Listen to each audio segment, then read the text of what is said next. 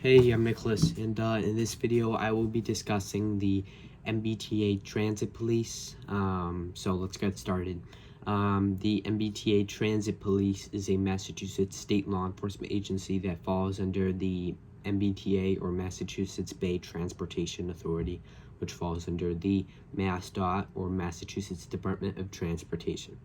The MBTA Transit Police is responsible for protecting MBTA property, which consists of bus stations, train stations, railroads, and of course their vehicles. The MBTA Transit Police enforces state laws throughout Massachusetts. They primarily operate within the greater Boston area, but are not limited to the greater Boston area. Speaking of the greater Boston area, the MBTA Transit Police is headquartered within Boston. So that is where they do most of their policing, but they do operate outside there, absolutely. So now onto their jurisdiction.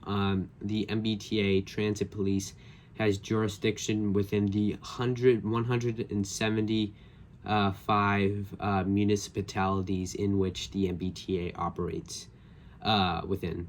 So basically, in other words, it has jurisdiction throughout half of Massachusetts, since there are, well, think about it, if the MBTA operates within 175 municipalities, and there are a total of 351 municipalities within Massachusetts, that means they operate within half of the total municipalities.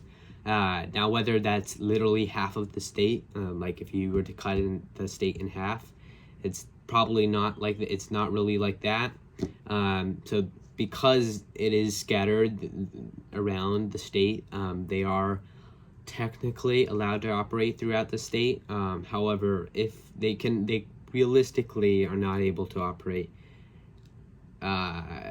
outside the municipalities that they operate within. Of course, if a crime has been committed within one of their municipalities, that in which they can operate statewide, but that is just basic fresh pursuit powers, nothing special about that. They derive their jurisdiction from the Massachusetts general laws. However, they are often within Massachusetts general laws.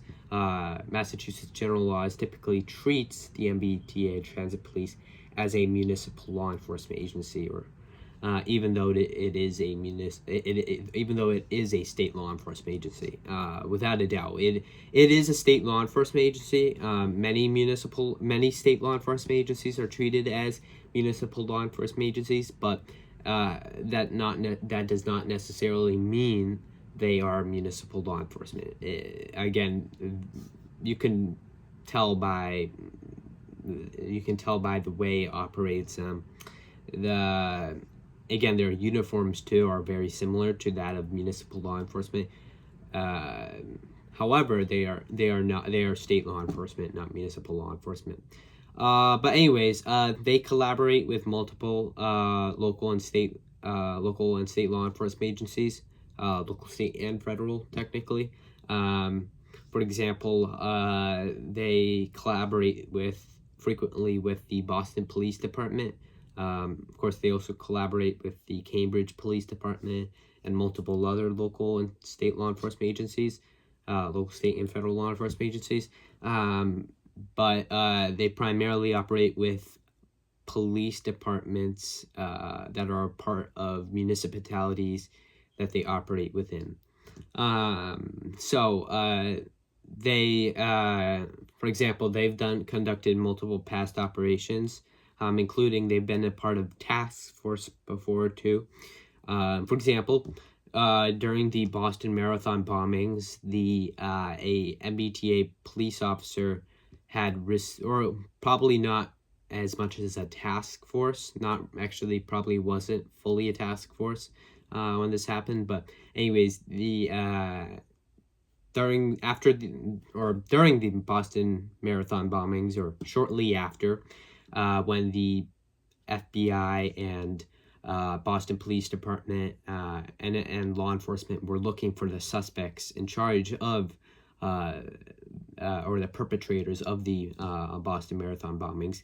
They had found the suspects within a street within Watertown. Local police had found them. And anyways, it went into a shootout. If you've heard of the Boston Marathon bombings, you probably know what I mean right now. There was basically a 30-minute shootout with the Boston Police Department, with the Watertown Police Department, Boston Police Department, MBTA Transit Police, and Massachusetts State Police. They had all responded to the scene. However, Watertown Police was the one that had really initiated the traffic stop. They had tried to pull over the suspects that had committed the marathon bombings, but ended up in a shootout. So anyways, the reason why I bring up the MBTA Transit Police is because they responded. Their officers had responded, and one of their officers, I forgot his name, was shot during the attack. I believe he survived. Yeah, he survived. So he did survive the shootout, luckily. Again, I'm not sure about others, but I know that he did survive. So that was good for him. But they've also been involved with multiple other operations.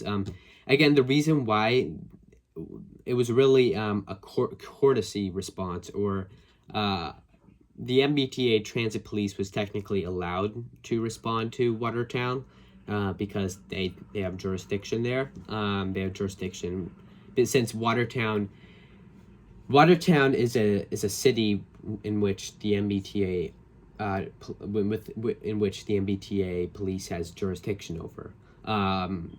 It is one of the cities they have jurisdiction over, so they were technically allowed to operate.